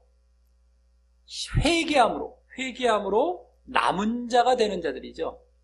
그래서 이스라엘의 남은 자뿐만 아니라 이방 나라 중에서도 남은 자와 같은 자들이 있는 거예요. 이 남은 자 사상이 이사야서에서 아주 강하게 나오고, 구약의 선지서에서 이제 곳곳에 보여집니다. 남은 자는 완전히 이스라엘이나 뭐 완전히 멸망되고 끝나는 것이 아니라 거기서 살아남은 자, 이게 되는 거예요. 근데 그들이 왜 살아남았느냐? 회개를 했기 때문에. 그게 남은 자가 돼요. 그래서 명맥을 이어가죠. 이스라엘이 완전히 끝나지 않고 명맥을 이어가요. 그래야 될 수밖에 없는 건 왜 그렇습니까? 하나님의 약속이 계속 이어지는 것과도 이게 일치되어야 되기 때문도 있고, 어쨌든 그 남은 자가 있는데 그들이 이스라엘을 이제 이어가는 겁니다. 그래서 그게 이제 신약이 오면은 영적 이스라엘까지 이어지고, 지금 영적 이스라엘 중에서도 남은 자와 같은 자들이 또 구원을 받고, 소수의 자들, 이런 식이 되는 거예요. 어쨌든 간에. 근데 중요한 건 이 당시 그 이방 나라들까지도 회개한 자들이 그 멸망 가운데, 심판과 멸망 가운데에 그걸 보고 회개한 자들, 그걸 듣고라든가 보고 그 회개한 자들이 결국에는 그 남은 자가 되어서 회복과 구원으로 나아간 것이다라고. 그래서 이제 이걸 2가지를 같이 이제 전하도록 하신 것이다라고 하는 겁니다.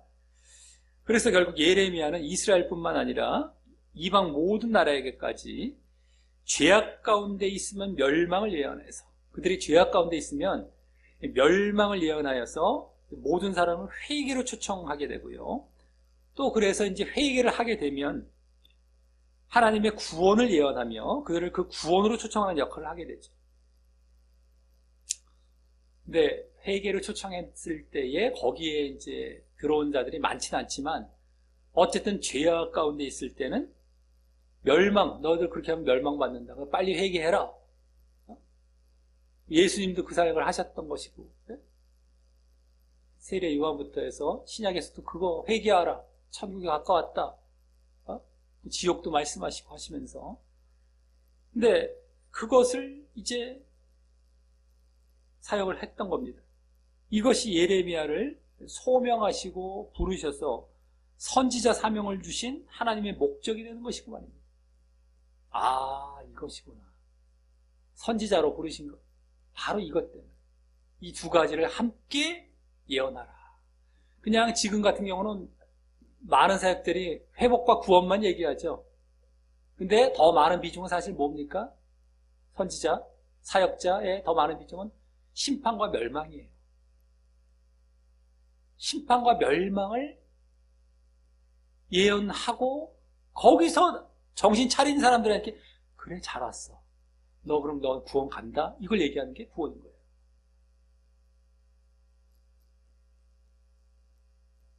근데 지금은 강단에서 반대가 됐죠. 얘기를 안 해요. 심판과 멸망은 얘기 안 해요. 다 끝났대. 너희들 다 구원 받는데. 온통 그렇습니다. 온통.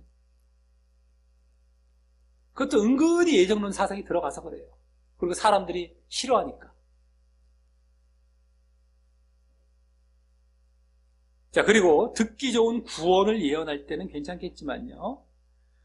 지금 그보다 더 비율이 높은 듣기 싫은 멸망을 예언할 때는 분명 반대에 부딪히고 어려움이 올 수 있지만 그럼에도 절대 말씀을 가려서 전하거나 변형과 타협을 해서 전하면 안 되는 것이고 있는 그대로 전해야 진정한 사역자인 것이다라고 하는 겁니다. 말씀을 그대로. 이제 너희 하나님의 말씀을 절대 변형시키지 말라 할 때 중요한 게 뭐예요? 구원, 평안, 회복 얘기하는 거야. 누가 어렵겠습니까? 그 듣기 싫어하는 사람 없으니까. 중요한 건 듣기 싫어하는 걸 말을 할 줄 아는 게 중요한 거예요. 이게 진짜 순종에서의 관건이 되는 거예요. 저 사람이 진짜 순종하는지 안 하는지, 진짜 사역자인지 가짜 사역자인지의 이 구분점은 뭐예요? 듣기 싫은 것을 제대로 전하느냐, 진짜 전하느냐, 욕먹을 각오하고, 어려움 겪을 각오하고 하느냐, 이게 그 구분점이에요. 나머지는 하나님의 말씀 나도 전해요 하는데 반만 이쪽만 전하고 이쪽은 뭐 안 전했다. 반도 아니에요. 이게 훨씬 많습니다. 가짜예요, 가짜. 자기가 명분만 자기가 그냥 하나님의 말씀을 전한다고 막 자기는 내세우죠. 우리도 하나님의 말씀 전해. 뭐 이단들도 막 얘기하는 것처럼. 하나님의 말씀이 아닌 거예요, 그거는요. 쉽게 말해서 가짜 전한 거예요, 가짜. 순종한 것도 아니고 그래서 진짜 사역자도 아니고요. 진짜 하나님의 사명에 순종한 게 아니에요. 진짜 부르심 받아서 진짜 부르심 받은 사역자도 아니고 거기에 부르심 받았다 할지라도 진짜 순종한 자가 아니고 진짜 사역자가 아닌 겁니다. 근데 지금 부지기수잖아요. 누가 멸망과 듣기 싫은 말씀을 누가 전합니까?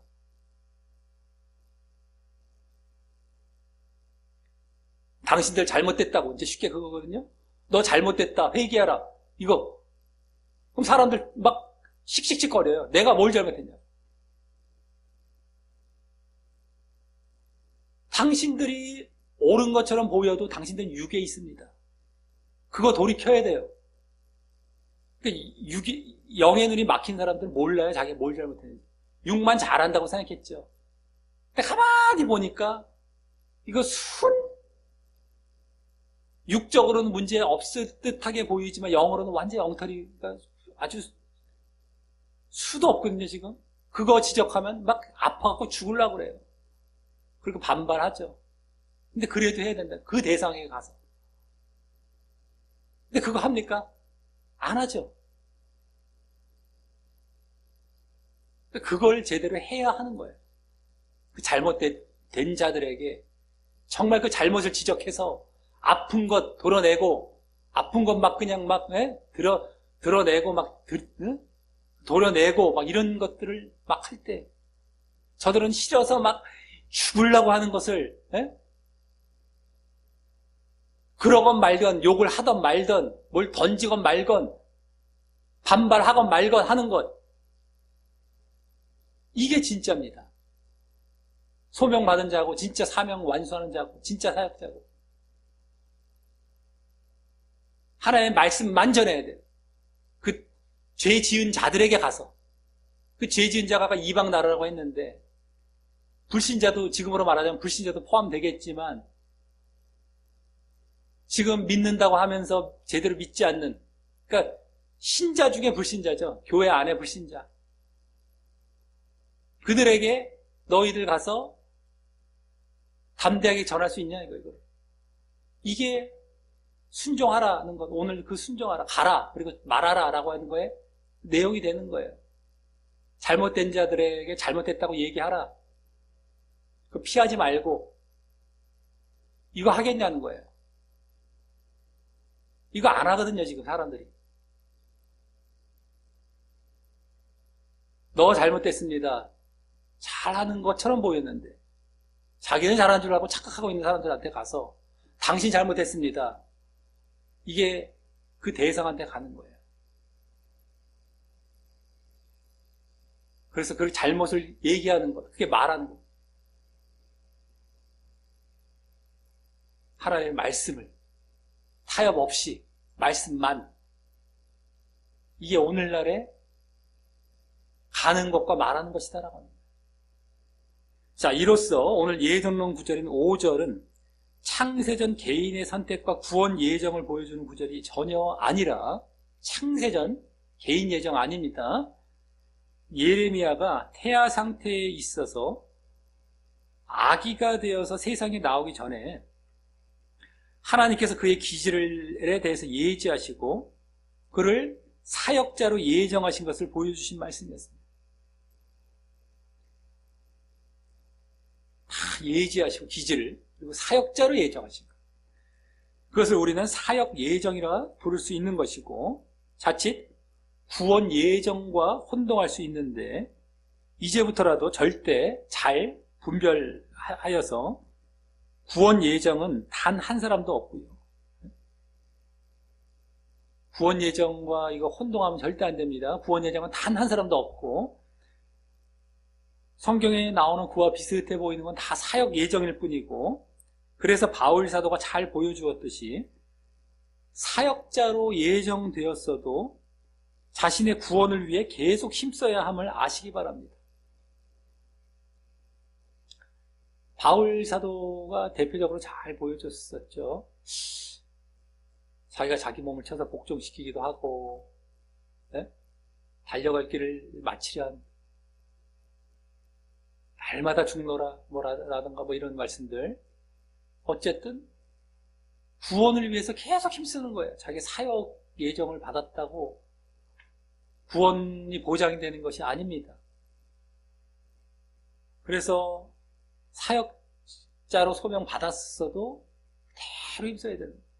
그러기에 사역 예정도 그러하기에, 사역 예정자도 그런 거예요. 사역 예정 받은 자들도 그러한 모습을 보여야 하기에, 하물며 그보다 못한, 우리가 지금도 자신이 목회자를 비롯해서 교회의 어떤 사역의 직책이나 최소한 어떤 직분을 가졌다 할지라도 그것이 구원을 보장해 주는 것이 아님을 알고 늘 구원을 위해 힘써야 되는 것이다라고 하는 겁니다.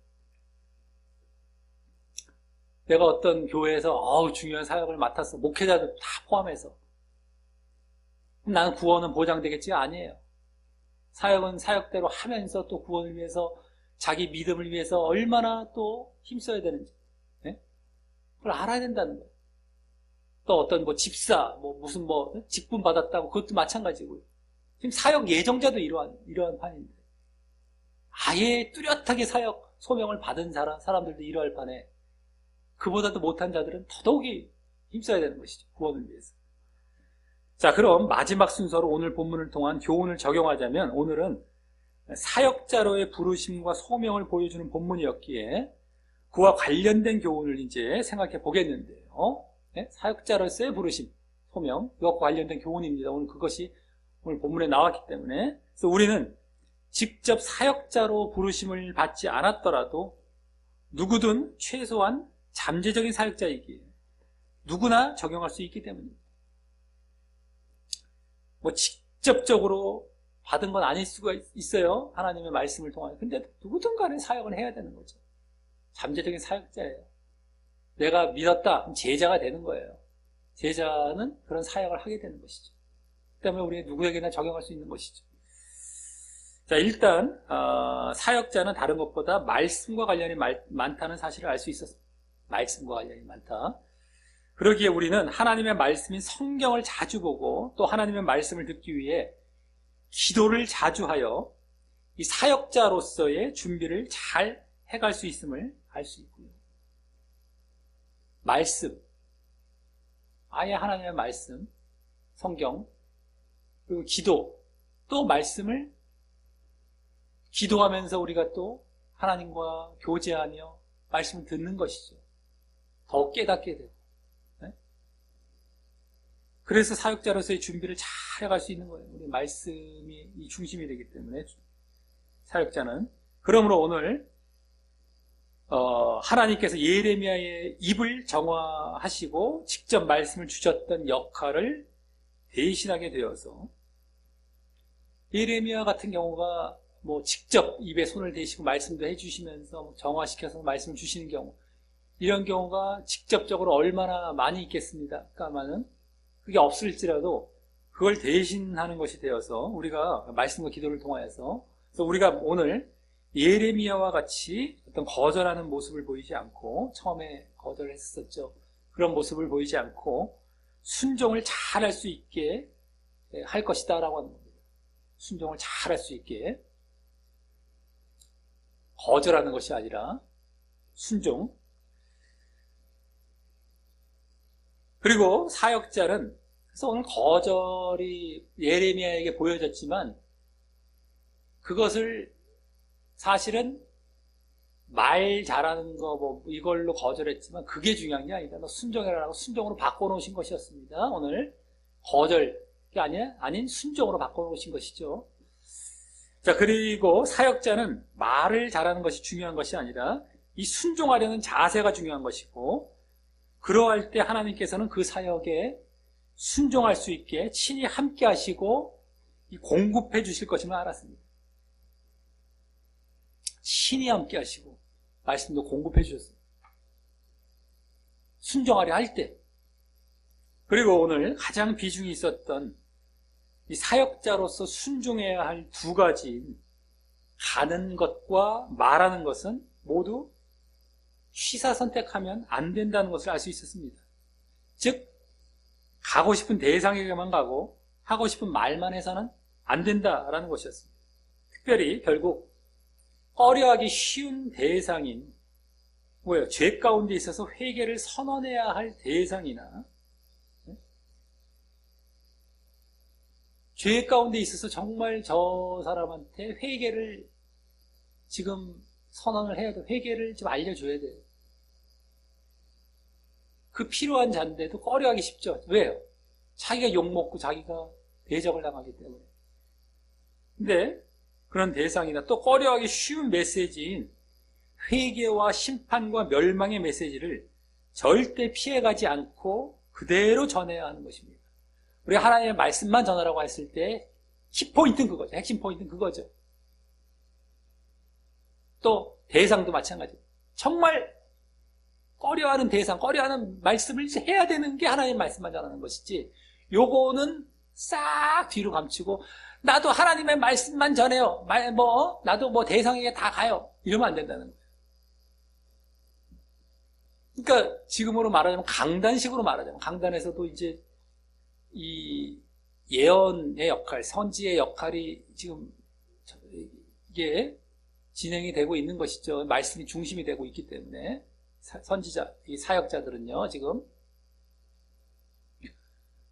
근데 뭐 어마어마하게 많죠. 그 대상들, 우리가 꺼려하는 대상들이 다예요. 다. 교인들 다라고 보시면 돼요. 성도들 다.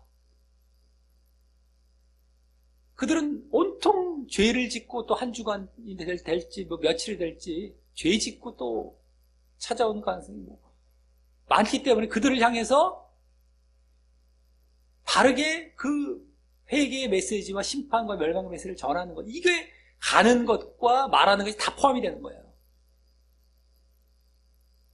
강단에서 그걸 할 줄 아느냐, 그걸 하느냐 안 하느냐에 따라서 정말 사역자로 순종하느냐 안 하느냐가 이제 결정이 되는 것이죠. 키포인트는 그거죠. 지금 사역자, 선지자는 아닐지라도 뭐 사역자 다 말씀이 중심이 될 때 이걸 하느냐 안 하느냐, 대상에 가고 안 가고는 그거는 이미 간 거랑 마찬가지예요. 누구든 간에 이제 그가 그 자리에 있기 때문에. 그러니까 그들에게 듣기 싫어하는 것을 전하느냐 안 전하느냐, 이게 포인트가 되죠. 요약하면 그거, 압축하면 그거예요. 그게 없다, 이건 진짜 사역자가 아닌 거예요. 걸러지면 딱 그게 남죠. 이게 분별점이 진짜냐 가짜냐. 대상은 누구에게나 지금 다 이제 뭐 해당이 되는 거예요.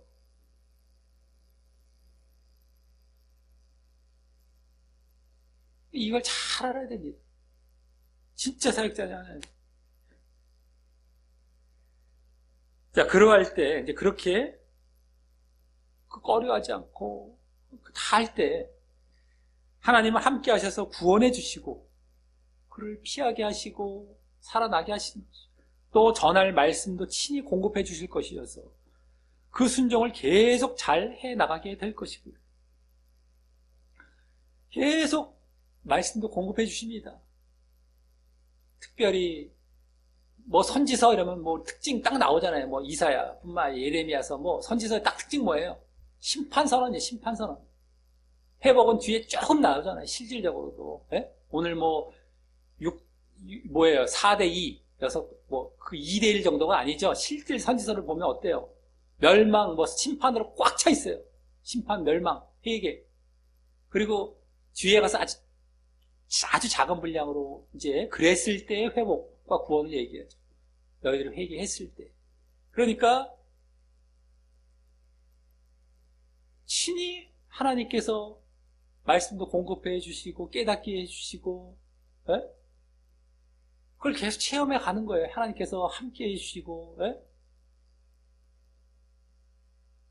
또 피하게도 해주시고 하면서, 그러면 계속해서 어떻게 돼요? 그러한 순종을 계속 잘 해 나가게 되죠. 계속 해 나가는 거예요. 그 사역의 순종. 예? 꺼려하는 대상에게 꺼려하는 말씀 전하는 거까지. 그 순종을. 그러므로 결국 바른 사역의 선순환이 일어나게 될 것입니다. 바른 사역이 계속 선순환이 돼요. 여기선 바른 사역인데 그걸 받는 대상을 싫어하든 안 싫어하든 그거는 당신들의 문제고, 당신들은 이게 잘못된 사역이라고 보여지겠죠. 꺼려하는 말씀 전했으니, 꺼려하는 대상이 자기들이 되어 있는 상태에서 꺼려하는 말씀을 또 전했었으니 당신들은 저게 바른 사역인지도 모르고 있겠죠. 공격하겠고 오히려 정죄하겠죠. 여기는 말씀을 전해서 저들을 살리려고 한 것이고, 저들은 바른 사역을 정죄하는 것이고, 누가 정죄합니까? 여기서 정죄합니까? 저기서 이쪽을 정죄합니까? 이걸 볼 줄 아는 사람이 얼마나 될지 모르겠어요. 저 사람들은 여기서 정죄한다고 그러죠. 왜 우리를 정죄합니까? 왜 회개하라고 합니까? 이걸까요? 당신들이 저가 잘못됐다고 그게 정죄일까요? 응? 어떤 게 진짜 정죄일까요? 여기 정죄하는 게 아니고 하나님 말씀만 전하는 거예요. 당신들을 살리려고, 당신들을 구원받도록 사랑해서. 하나님도 똑같고요. 우리를 향해서 똑같아서요. 이 사역자들의 모습과. 근데 저들은 반발하죠. 당신이 하나님께서 왜 정죄해요? 나를 사랑 안 해주고 왜 나를 못 살게 굴어? 이렇게 나오잖아요. 그러면서 하나님 나빴어. 저 사람 가짜 사역자야. 당신들이 정죄하죠. 그 정죄 그렇게 싫어하는 사람들이 당신들이 정죄하고 있습니까? 그걸 볼 줄 압니까?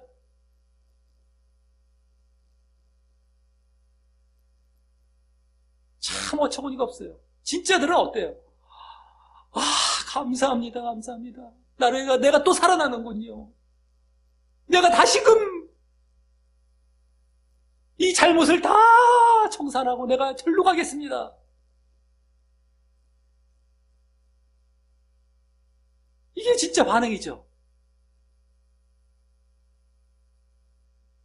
그래서 더 정결해지고 더 거룩해지고 늘 하나님의 뜻 가운데 더욱 나아가고, 이젠 약간의 잘못마저도 지적해주면 너무너무 좋아하고, 그 남은 게 점점 줄어드는데도 그 줄어든 그것마저도 누가 터치해주고 누가 지적해주면 좋은 거예요. 이 진짜들인 거예요. 다른 사람들은 막 약간이 아니라 막 덕지덕지 그 더러움이 막 묻어있는데 그거 건들면 막 싫어갖고 난리가 나는데, 이 진짜들은 약간 남아있는 그것마저도 누가 건드려주고 지적해주면 그거 좋아라 하고 막, 이게 진짜예요. 거기 낮아지고 다시 자기를 쳐서 복종시키고. 그러니까 진짜 정죄는 누구고, 그 정죄를 하면서 진짜 멸망으로 가는 자들 누군지를 잘 보시기 바랍니다. 제발 자기들을 기도를 할 때나 말씀을 통해서나 제발 비춰봐서 자기가 어떤 상태인지 제발 알고 크게 깨닫고 크게 좀 거기서 돌이켜서 이제는 좀 그 자리에서 좀 그런 모습을 보이지 말고요. 아까 그러한 자들과 같이, 네? 내가 이렇구나. 이렇게 돌이키는 이러한 자리로 나아가길 바랍니다.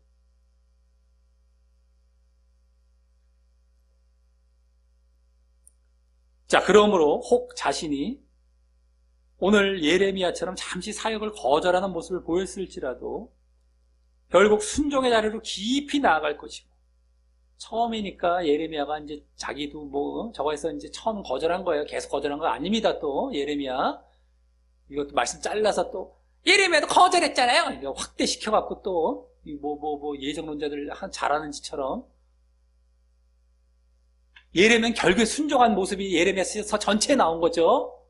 뭐 알고 좀 우리가 뭐 봐도 얼마나 그냥 많이 보이는 건데 그걸 갖고 또 그렇게 또 돌아가지 마시고요. 이게 코미디 같은 얘기인데 실제 일어납니다. 아, 예레미야도 거절한 적이 있습니다. 우리도 그럴 수밖에 없습니다. 하지만 하나님의 은혜로서 뭐 이 짓 한단 말이에요. 아, 다 됩니다. 나는 안 되지만 나는 거절할 수밖에 없습니다.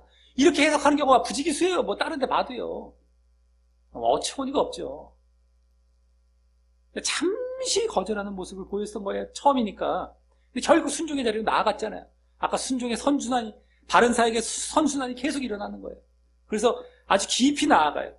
그래서 또 하나님께서는 그렇게 될 사람들을 지금도 사역자로 소명하시고 사명을 전달해 주실 것임을 알게 됩니다. 그런 자들을 부르시는 거예요.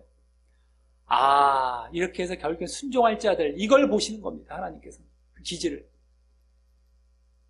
계속 저렇게 순종할 자들을, 그리고 사명을 전달해 주시는 겁니다.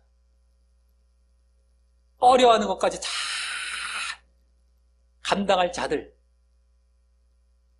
그걸 감당할 자들, 그걸 계속 순종할 자들, 그래서 바른 사역의 선수단을 계속 이루어갈 자들을 보시고 그들을 부르시는 거예요.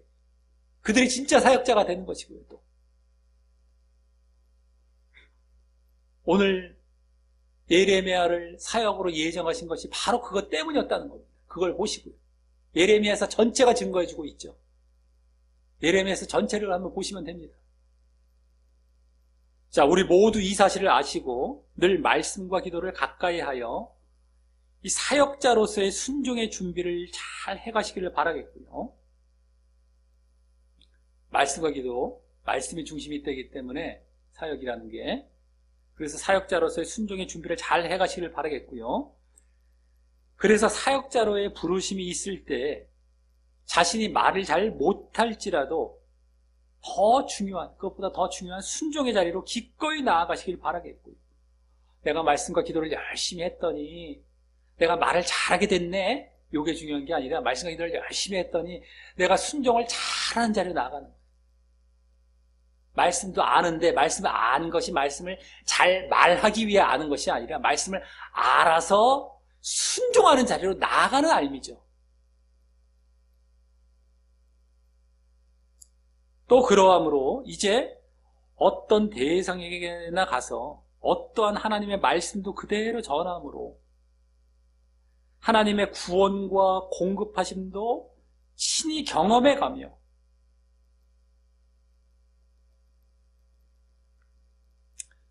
그 순종을 계속해 나아가는, 네?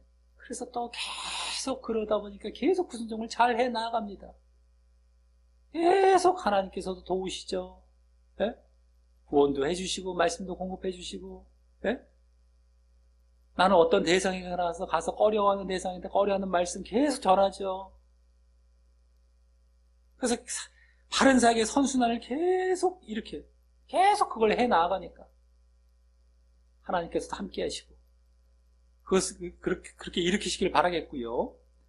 그러므로 또 하나님의 자신에 대한 소명을 확인하며, 아, 하나님께서 나를 부르신 게 맞구나, 내가 하나님의 지금 사역자로 지금 쓰임받고 있는 거고 내가 부르심 받은 게 맞았구나, 그때 확인이 되죠. 사역의 선순환을 잘 일으키고 있냔 말이에요. 바른 사역의 선순환, 내가 정말 꺼려하는 것까지 해 나아가면서, 그게 진짜 사역자예요. 하나님의 공급하심도 있고 그것도 체험해가면서 계속 이 길을 걸어가는 자, 그건 바로 소명을 확인할 수 있는 바로 방법이 되는 거예요. 내가 사명자가, 내가 정말 소명자였구나, 하나님의 부르심을 받은 자였구나,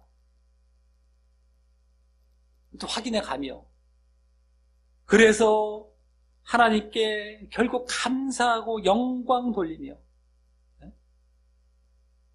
정말 영광 돌리고 그러면서 또 바른 믿음의 물도 계속 잘 보이며 구원으로 나아가는 자 되시기를 예수님의 이름으로 간절히 축원합니다.